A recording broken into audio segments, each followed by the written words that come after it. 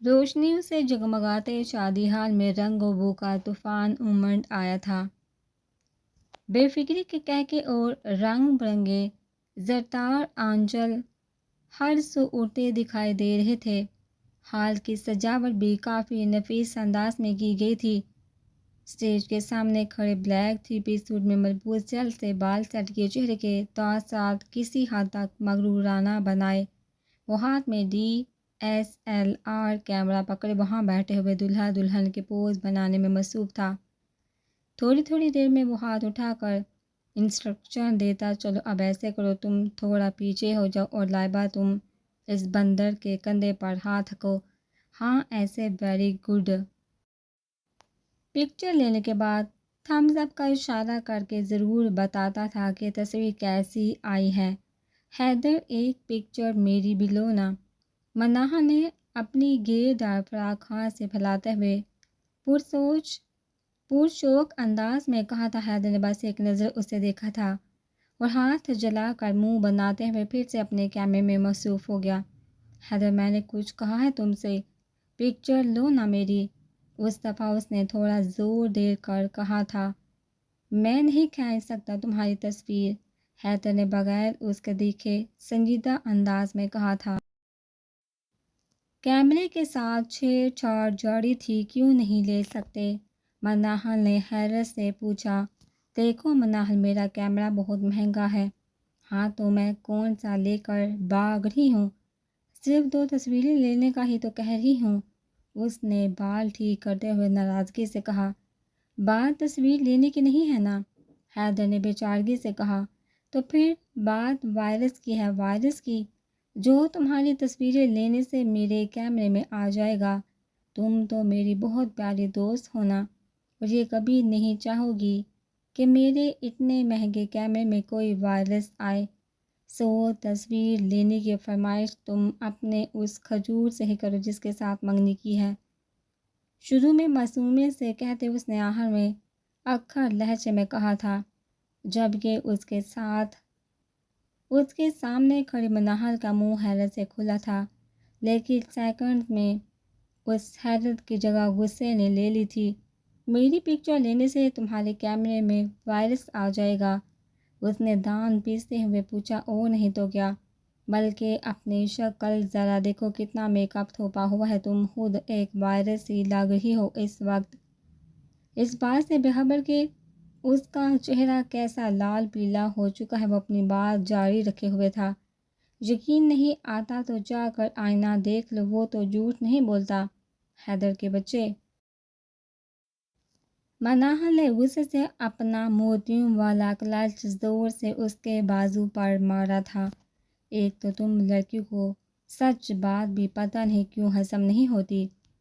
سر جھٹک کر بڑبڑاتے ہوئے وہ پھر سے کیمرہ چیک کرنے لگا اور ان دونوں سے تھوڑی دور بوفے کے پاس ہاتھ میں رشین سیلڈ کی پلیٹ پکڑے کھڑے حارث کی نظر ان پر پڑی تھی،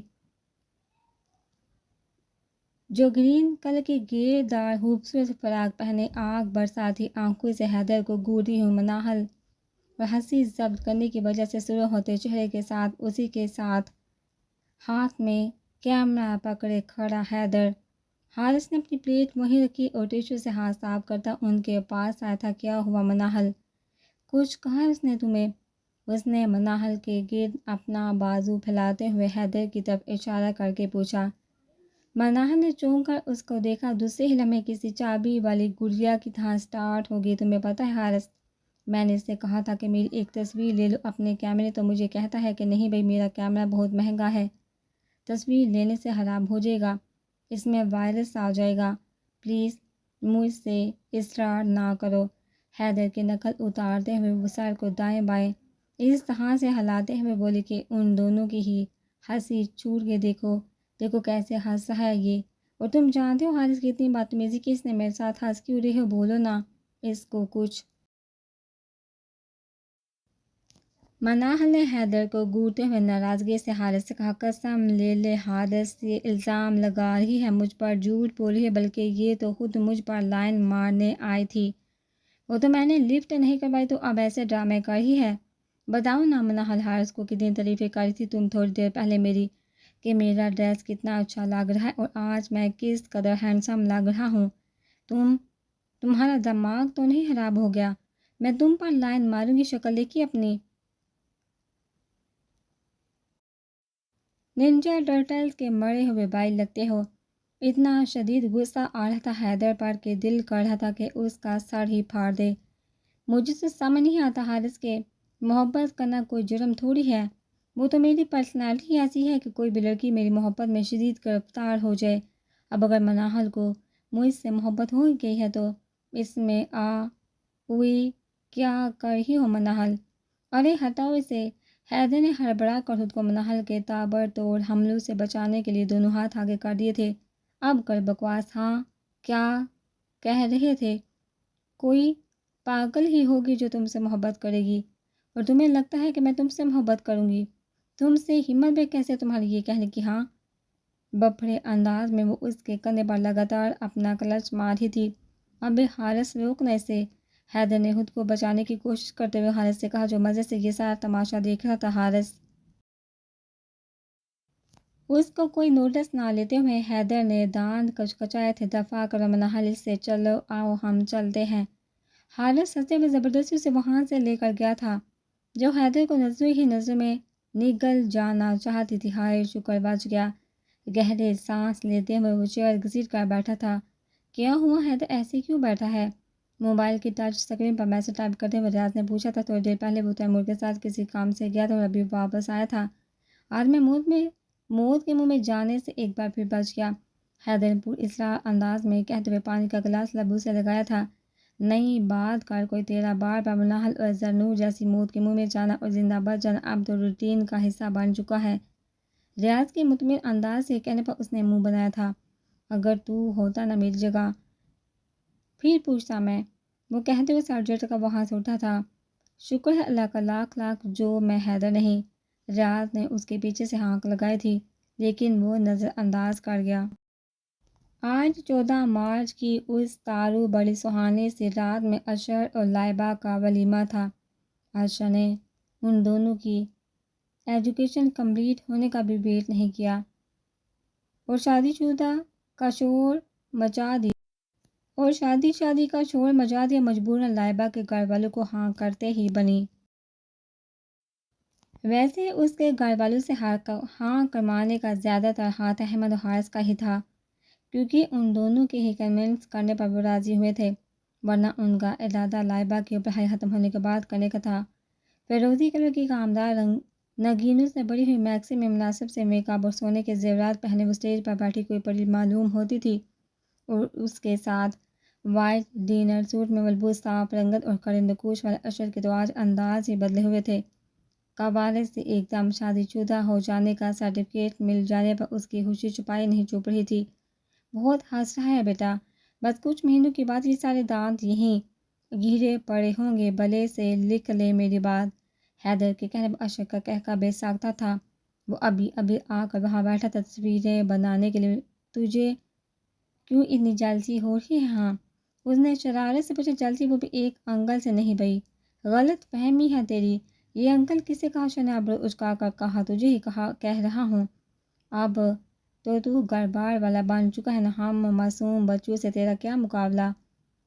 وہ بال ٹھیک کرتے سامنے فوٹوگرافر کے کیمرے کی آنکھوں میں آنکھیں ڈالے دیکھتے ہوئے مسکراہٹ دبا کر بولا، میں انکل اور تو بچہ؟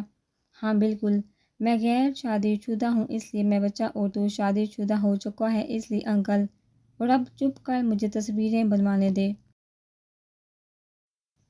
حیدر نے اسے ڈپٹ کر کہا، تجھے تو میں بعد میں پوچھوں گا۔ اس کو دھمکی دیتے ہوئے وہ بھی سامنے کیمرے میں دیکھنے لگا۔ اشر کو اپنے دلہا ہونے کا لحاظ تھا، ورنہ وہ یہیں اس سے دو ہاتھ کر لیتا۔ ریاض اور حیدر نے اچنبے سے اسے دیکھا تھا جو کونے کی میز پر بیٹھا آنکھیں چھوٹی کی ایک ہاتھ گال پر ٹکائے سامنے دیکھتے ہوئے نہ جانے کس گہری سوچ میں گم تھا۔ او بھائی، مسئلہ کشمیر حل ہو گیا تو ہماری بات بھی سن لے۔ حیدر نے زور سے اس کا کندھا ہلایا تھا۔ تنگ مت کر، چلے جاؤ یہاں سے تم دونوں، سوچنے دو مجھے۔ ہاتھ سے انہیں جانے کا اشارہ کرتے ہوئے اس نے دبر کر کہا، چلے جائیں گے، پہلے بتا دو دیکھے سوچ کیا رہا ہے۔ اس دفعہ ریاض نے پوچھا تھا، میں پلان بنا رہا ہوں۔ وہ سیدھا ہو کر بیٹھا، کون سا پلان، کہاں کا پلان؟ ان دونوں نے حیرت سے پوچھا۔ انوشے کے منگیتر کو اٹھانے کا۔ لفظ منگیتر کہتے ہوئے تو اس کے منہ میں جیسے کڑواہٹ سی گل گئی تھی۔ ریاض اور حیدر کو 2 سیکنڈ لگے تھے اس کی بات سمجھنے میں، اور جب سمجھ میں آئی تو جی بڑھ کر ان دونوں نے اس پر لعنت بھیجی تھی۔ ابھی تجھے یہی وقت ملا ہے پلان بنانے کے لیے، وہاں دیکھ، ذرا اسٹیج پر دیکھ، تیرے دوست کا بڑی ماں ہے اور تو بجائے انجوائے کرنے کے یہاں بیٹھ کر لوگوں کے اغوا کے پلان سوچ رہا ہے۔ ریاض کے ملامت کرنے پر اس کا منہ بند کیا تو تم لوگ تو کسی کام کے ہو ہی نہیں، مجھے ہی کرنے پڑے گا نہ سب کچھ۔ نہ جانے کیسے دوست میری پریشانی کا ذرا خیال نہیں، تم لوگوں کو تھوڑی سی بھی فکر نہیں۔ ناراضگی کا تاثر دیتے ہوئے دونوں ہاتھ سینے پر باندھ کر وہ سر پر دیکھنے لگا تھا، جیسے کسی بچے سے اس کا من پسند کھلونا چھین لیا جائے اور وہ منہ بسور کر بیٹھ جائے۔ ہاں تو بھائی تجھے کہا تھا نا کہ پہلے اشر کی شادی نمٹ جائے، پھر اس کے بعد تجھے بھی سیٹ کر دیں گے، حیدر نے اسے یاد دلاتے ہوئے کہا۔ کیا سیٹ کرو گے؟ ہاں مجھے سیٹ کرو گے؟ مجھے، میں کوئی گیم ہوں کیا جو مجھے سیٹ کرو گے؟ اس نے فوراً ہی کوٹ کی آستین چڑھا لی تھی۔ ارے یار، اس کا مطلب ہے کہ تیرا مسئلہ سیٹ کر دیں گے، اسے سالو کر دیں گے۔ ریاض نے جلدی سے کہا تھا، کہیں تیمور کا میٹر نہ گھوم جائے۔ ساتھ حیدر کو بھی آنکھوں ہی آنکھوں میں ڈپتا تھا۔ اچھا تو ایسے بولو نا، تیمور نے نارمل ہوتے ہوئے کہا تھا۔ ساتھ آستین بھی نیچے کر لی، جبکہ ان دونوں نے شکر کا سانس لیا تھا۔ ولیمے جیسی بورنگ تقریب کو بھی ریاض، حیدر، تیمور کی شاندار پرفارمنس نے یادگار بنا دیا تھا۔ وہاں موجود مہمانوں سے کافی داد سمیٹی تھی ان سب نے، اور رات کے تقریباً 2-2:30 بجے وہ سب وہاں سے رخصت ہوئے تھے۔ اشر اور لائبہ تو 2 ہفتے کی لیو پر تھے، لیکن ان سب کو تو یوں ہی جانا تھا۔ ساری رات ہلا گلا کرنے اور دیر سے سونے کی وجہ سے کسی کی بھی نیند پوری نہیں ہوئی تھی۔ آنکھوں کو بامشکل کھولتے گرتے بڑھتے صبح وہ سب یوں ہی پہنچے تھے۔ وہ دونوں گراؤنڈ میں رہ کر نیچے کتابیں بکھیرے بیٹھی تھی، جب حیدر دم سے وہاں آ کر بیٹھا۔ تمہیں کیا ہوا حیدر؟ یہ شرٹ گیلی کیسے ہو گئی تمہاری؟ مناہل نے حیرت سے پوچھا۔ منہ دھو کر آیا ہوں یار، اس نے آنکھیں مسلتے ہوئے کہا۔ یہ منہ دھونے کا کوئی نیا طریقہ ہے کیا؟ منہ کے ساتھ اپنی شرٹ کو بھی دھو لیا تم نے؟ بوتل سے کولڈ ڈرنک کے گھونٹ بھرتے ہوئے زرنور نے کہا تھا۔ یار تم لوگ تو کل آرام سے کرسیوں پر بیٹھی تالیاں بجا رہی تھی بس، اصل محنت تو ہم نے کی تھی نا، ڈانس تو ہم نے کیا تھا، تھکے تو ہم ہیں۔ اب دیکھو تم دونوں کتنی فریش بیٹھی ہو، ہماری آنکھیں ہی نہیں کھل رہی۔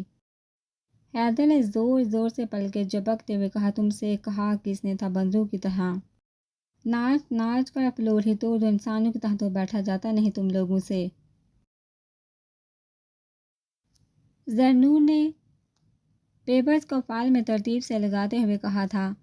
نہ کرو نور بانو، وہ تمہارا سلطان احمد، وہ تو کل انسانوں کی طرح ہی بیٹھا تھا نا، پھر وہ کیوں آج انہیں نہیں آیا؟ گدھے گھوڑے بیچ کر کیوں سو رہا ہے گھر پر؟ ہاں، حیدر نے تیوریں چڑھا لی تھی۔ تم لوگوں کی طرح اس نے صرف ڈانس میں حصہ نہیں ڈالا، بلکہ اشر کی ساری شادی اس نے حارس نہیں سنبھالی ہوئی تھی، سارے انتظامات ان دونوں نے ہی دیکھے تھے۔ اور تم لوگوں نے ڈانس پریکٹس کے علاوہ اگر کوئی کام کیا ہو تو بتاؤ؟ زرنور نے بھی چمک کر کہا۔ اتنی محبت دیکھو تو ذرا زبان سے کیسے ٹپک ٹپک کر شیرنی کی طرح گر رہی ہے نور بانو کے منہ سے۔ میں نے پہلی دفعہ کسی کے لیے اتنی محبت بڑے پھول جڑتے دیکھے ہیں۔ اگر احمد موجود ہوتا نا تو یہی غش کھا کر مر جاتا۔ اپنی خوش نصیبی پر اللہ نہ کرے اسے کچھ ہو، جب بھی بولنا ہمیشہ برا ہی بولنا تم تو۔ زرنور نے سے گھوٹے ہوئے کہا۔ تو مناہل کو نوٹس بنانے میں مگن دے کر اس کے بیگ سے چپس کا پیکٹ اڑا چکا تھا اور وہیں کھول کر کھا رہا تھا۔ قسم ہے نور بانو، اب تو مجھے احمد سے حسد محسوس ہو رہا ہے، کبھی تم نے اتنی محبت میرے لیے تو نہیں دکھائی۔ مناہل چپس کھاؤ گے؟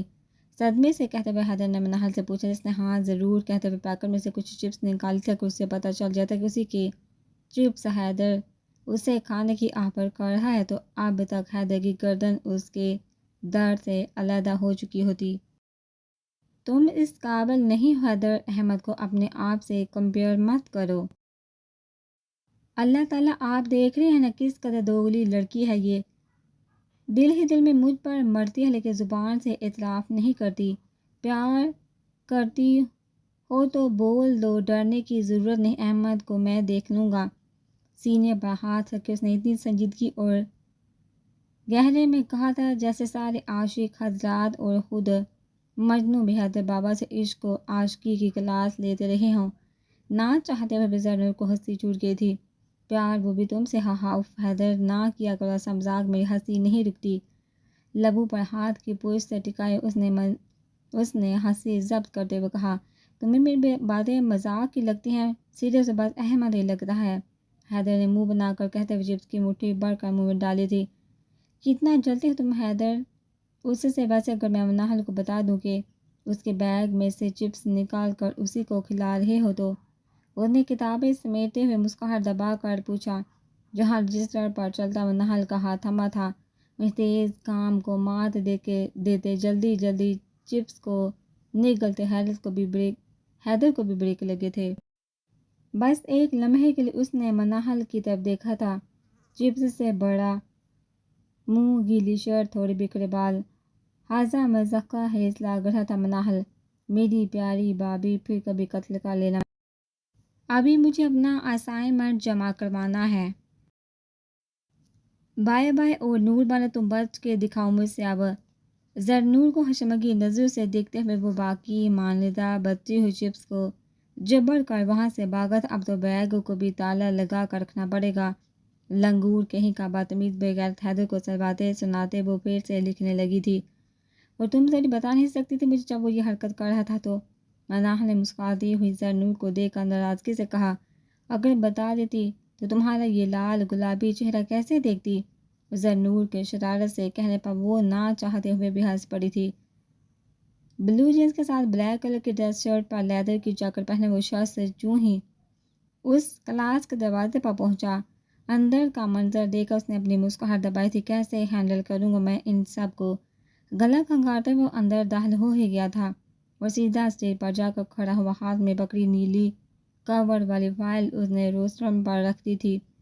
کلاس کا اندرونی منظر وہی تھا جو ایک پروفیسر کی غیر موجودگی کی صورت میں ہوتا ہے، یعنی کہ ادھم اور شور شرابہ۔ جب کلاس میں کوئی ٹیچر نہیں ہوتا تو اسٹوڈنٹ کو وہ کلاس کسی جاگیر سے کم نہیں لگتی، کیونکہ ٹیچر کی غیر موجودگی میں انہیں ہر طرح کی آزادی حاصل ہوتی ہے، ہر طرح کی، مطلب ہر طرح کی۔ اب چاہے کوئی اسٹوڈنٹ اونچی اور بے سری آواز میں گاتے ہوئے عاطف اسلم کو مات دینے کی بھرپور کوشش کرے یا پھر گھر والوں کے ستائے ہوئے کچھ دوسروں کے کندھے توڑتے ہوئے اپنی نیند پوری کرتے۔ انہی میں کچھ پڑھاکو بھی تھے جن کے ہاتھ میں آپ کو ہر وقت کوئی نہ کوئی کتاب آپ کو نظر آئے گی، لیکن ان لوگوں کا سر نظر نہیں آئے گا بھی کیسے؟ کتاب کے پیچھے جو ہوگا ہے۔ اور کچھ تو سیاستدانوں، اداکاروں، پروفیسر اور دیگر لوگوں کی نقل اتنے اچھے سے اتارتے ہیں کہ ان کے سامنے بڑے بڑے ایکٹر بھی پانی بھرتے نظر آتے ہیں، اور جن کو تالیاں اور ڈیسک پیٹ کر داد دی جاتی۔ سو جناب، جب تک پروفیسر کلاس میں نہیں آتے تب تک 10-15 منٹ کے لیے کلاس ایک ٹکٹ فری تھیٹر بھی بن جاتی ہے۔ ویسے ہر اسکول، ہر کالج، یونیورسٹی کی کلاسز میں ایک قسم حیدر جیسے لوگوں کی بھی پائی جاتی ہے، آنکھوں میں شرارتی چمک، ہونٹوں پر دوستانہ مسکراہٹ، لیکن شکل سے انتہا کے شریف و معصوم دکھنے والے یہ لوگ سیرت کے بالکل ہی الٹ ہوتے ہیں۔ ان کی شرافت پر ہرگز مت جائیے، ماشاءاللہ اتنا ٹیلنٹ ان کے پاس موجود ہوتا ہے۔ اگر آپ کے پاس 10 منٹ بھی بیٹھ جائے تو آپ کو باتوں میں ایسا الجھا دیں گے کہ کانوں کان خبر نہ ہو سکے گی کہ آپ کے بیگ کے اندرونی جیب میں رکھی گئی وہ چاکلیٹ کہاں گئی، یا جو نوٹس آپ نے کافی محنت سے بنائے تھے اور 2 منٹ پہلے تک آپ کے پاس تھے، اب انہیں کون لے اڑا تھا؟ اور یہ کہ جو نوٹس آپ کے بیگ میں سے گم ہوئے تو وہ ظفر کے بیگ میں سے کیسے ملے؟ اور ظفر خود ہکا بکا کر اپنے بیگ میں سے برآمد ہوئے ان نوٹس کو دیکھ رہا ہے کہ یہ میرے پاس آئے کہاں سے؟ چلیے ظفر کو چھوڑیے، اسے تھوڑی دیر میں پتہ چل ہی جائے گا کہ یہ حرکت اصل میں ہے کس کی۔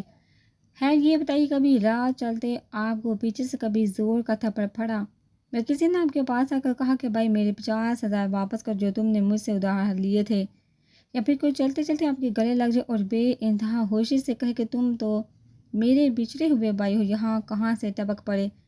ویسے حیدر اور اس جیسے ہزاروں نمونے آپ کو جامعہ کراچی میں قدم قدم پر ملیں گے۔ ایک دن چکر تو لگائیے، ذرا عقل ٹھکانے نہ آئے تو کہنا۔ اٹینشن پلیز، اسٹوڈنٹ کو اپنی سرگرمیوں میں مصروف دیکھو، اس نے تھوڑی بلند آواز میں کہا تھا، ساتھ ہی الٹے ہاتھ سے روسٹرم بھی بجایا تھا۔ ایک پل کے لیے تو کلاس میں سکوت چھا گیا تھا، ادھر ادھر پڑے اور ڈیسکس پر چڑھے بیٹھے سب جلدی سے اچھے بچوں کی طرح اپنی سیٹ پر بیٹھے تھے۔ حیدر کی پشت تھی اس کی طرف، اس نے جو ہی گردن موڑ کر نو والد کو دیکھا، شناسائی کی ایک رمق اس کی آنکھوں میں جھلکی تھی۔ دوسرے لمحے وہ ڈیسک پر سے جست لگا کر اترا تھا۔ اوے احمد، تو کب آیا یہاں؟ آنے سے پہلے بتا ہی دیتا کمینے، اور یہ تو اتنا تیار ہو کر اپنے ولیمے میں آیا ہے کیا؟ حیدر اس کی فارمل ڈریسنگ دیکھ کر نان اسٹاپ شروع ہو گیا تھا۔ احمد نے اس کے سوال نظر انداز کر کے ایک طائرانہ سی نظر پوری کلاس میں ڈالی تھی اور پھر چہرے پر مسکراہٹ سجائے ہوئے حیدر کو دیکھ کر کہا، I am your new professor Haider and class. اس نے سکون سے کہتے ہوئے دونوں ہاتھ سینے پر باندھ کر روسٹرم سے ٹیک لگائی تھی۔ ہیں؟ احمد کی بات پر حیدر نے نہ سمجھ آنے والے انداز میں اس کو دیکھا تھا۔ دیگر کلاس کا بھی یہی حال تھا۔ میں نے کہا کہ میں آپ کا نیا پروفیسر ہوں، آج سے میں آپ سب کو اکاؤنٹنگ پڑھاؤں گا۔ ان سب کے توسط سے محظوظ ہوتے ہوئے اس نے اپنی بات دہرائی تھی، سب ہکا بکا اس کی شکل دیکھ رہے تھے کیونکہ تقریباً سب ہی اس کو اچھے سے جانتے تھے، اور جو نیند میں ڈوبے ہوئے تھے وہ بھی احمد کی بات سن کر اور دوسروں کو جھنجھوڑ کر اٹھانے پر آنکھوں کو بامشکل کھولے دماغ کو حاضر کرنے کی کوشش کر رہے تھے۔ تو مذاق کر رہا ہے نا احمد؟ حیدر کو ابھی بھی لگ رہا تھا کہ وہ بس ایسے ہی کوئی ڈرامہ کر رہا ہوگا۔ I am serious and take your seat Hamza. Haider Ali, اگر ابھی بھی کوئی شک ہے تو آپ جا کر پرنسپل سے کنفرم کر سکتے ہیں، اور اگر نہیں تو اپنی سیٹ پر بیٹھی مجھے کلاس سٹارٹ کرنی ہے۔ اپنی گھڑی دیکھتے ہوئے اس نے خود کو سنجیدہ بنانے کی ناکام کوشش کرتے ہوئے کہا تھا، اینی پرابلم؟ حیدر کو وہیں جمے کھڑے دیکھ کر اس نے پوچھا، جو نو سر، وہ کہتے ہوئے سیٹ پر جا بیٹھا۔ لیکن شرارتی نظروں سے احمد کو دیکھنا جاری رکھا تھا۔ احمد اسے نظر انداز کرنے اور اپنے قہقہے کا گلا گھونٹنے کی بھرپور کوشش کر رہا تھا۔ سب کا تعارف لینے کی فارمل رسم نبھانے کے بعد ابھی وہ سبجیکٹ کے بارے میں بتانے ہی لگا تھا کہ آندھی طوفان بنا وہ کلاس میں انٹر ہوا تو آتے ہی اس نے فرسٹ رو سیٹ پر بیٹھے حیدر کو مخاطب کیا، حیدر، پتہ ہے اس وقار کباڑی کو تو ایسا مزہ چکھا کر آیا ہوں نا، میں کہ اس کے ساتھ نسلیں بھی آندھا تیمور سے پنگا لینے سے پہلے کم سے کم 7 دفعہ سوچے گی۔ اس نے فڑی انداز میں شرٹ کے کالر کھڑے کرتے ہوئے کہا تھا، بے ترتیب لباس، کوہنیوں تک فولڈ آستین، ماتھے پر بکھرے بال، سرخ ہوتی آنکھیں۔ اس کا ظاہری حلیہ اس سب کی تصدیق کر رہا تھا جو وہ بیان کر رہا تھا۔ تبھی اس کی نظر نقص سے تیار کتاب ہاتھ میں لیے احمد پر پڑی تھی۔